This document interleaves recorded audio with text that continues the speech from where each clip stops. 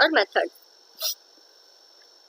As it is shown in this diagram or in this chart, types of sampling design, there are two sampling, probability sampling and non-probability sampling. So in probability sampling we have four things, and in non-probability sampling we have two major things. In probability sampling we have stratified random sampling, simple random sampling, systematic sampling. Non-probability sampling, cluster random sampling, multi-stage random sampling. Now what is probability sampling? As the name is indicating probability, that there is some chance or there is some probability of happening something. Probability sampling. Probability sampling is a scientific sampling method. What is probability sampling? Probability sampling is a scientific sampling method.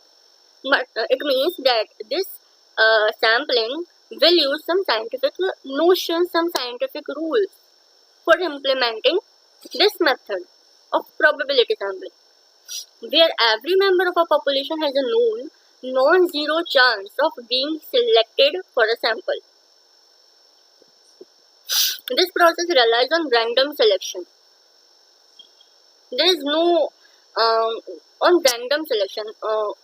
There are some rules on the basis of which you will select your sample. There is random selection in probability sampling, and there are some rules. As per the rules, randomly select. They will select the random data that accurately represents the entire population. For example, we have 200 students and we have selected and we have collected the data of 10 students, and that 10 students or that 10 school or that anything 10 will represent the entire population, and with the help of that 10 particular digit we will gather our data, thereby minimizing selection bias. What will be the benefit for this? Thereby minimizing selection bias. Selection bias will be minimized because we are now getting some rules and regulations on the basis of which we will select our data, and allowing researchers to make statistical inferences, by which what we can do else is allowing researchers to make statistical inferences. We can also make statistical inferences easily because we have short data, as we have already studied. Generalized findings, we can generalize our findings to the broader population. Common types include, what are the common types of probability sampling? That is the simple random sampling, stratified sampling, systematic sampling, and cluster sampling. This is what we understood is probability sampling. There are various types of probability sampling. Then there is non-probability sampling, and there are various types of non-probability sampling. So one by one, in an easy manner, we will get an in-depth understanding of these methods. So first one is simple random sampling. As this is shown in the diagram, simple random sample. What do you mean by simple random sample?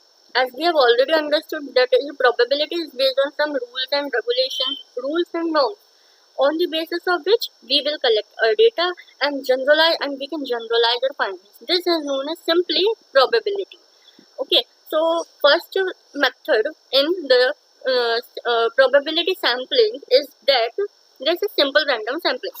A simple random sampling, that is SRS, is a basic unbiased statistical method. This is unbiased statistical method. This is one of the characteristics of a simple random sampling, that this method is unbiased. There is no biasness. There are some rules, regulations on which you will collect your data. There are some norms. There are some standard rules on which you will going to collect your data.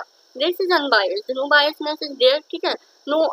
Okay. You have to follow certain rules, norms, and then you will implement all your procedures and methods for collecting your sample. This is a statistical method where a sample is drawn from a larger population. Consider it as 2 lakh. For example, any survey is going on for 2 crore or 2 lakh population, with every individual having an equal and independent chance of being selected. Every individual having an equal and independent chance of being selected, but we have to follow the particular criteria of that selection. This technique is used to create a representative sample, and we have to create a representative sample. That can be used to make inferences about the entire population. Methods for SRS, simple random sampling, include using a random number generator. For example, if we are using the simple random sampling method, what we will going to do, we can do else is we can include a random number generator or a lottery style draw to pick participants from a complete list of the population. I'm not aware about this generator or a lottery style draw. This comes under simple random sampling. This is simple random sampling.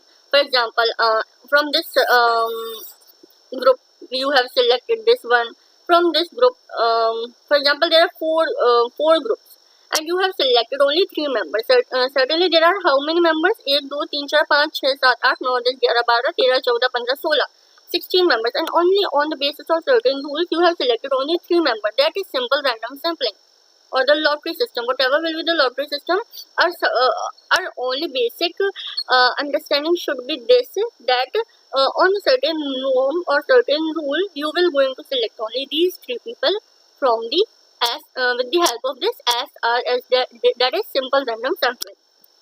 Okay. Then comes the stratified sampling. Stratified sampling, as we are already already aware of the word strata.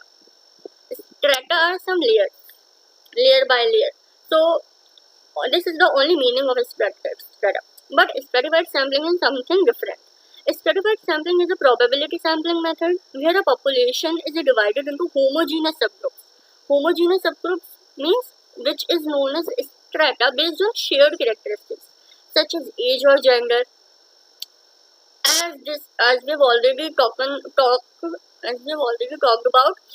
norms, these are the norms or these are the standards like age or gender, and then a random sample is taken from each subgroup. For example, age 7 to 12. You have to select now how many persons will come under your sample from the age group of 7 to 12, and then a random sample is taken from each subgroup. This technique ensures that all relevant subgroups are represented in the sample, leading to a more representative and precise sample than simple random sampling. This will give you a precise sample in comparison to simple random sampling. Here the norms and the standards are much more precise than the simple random sampling. Here we are not using any lottery method or anything else. Here we are giving you direct rules and norms, and the rules are more advanced and more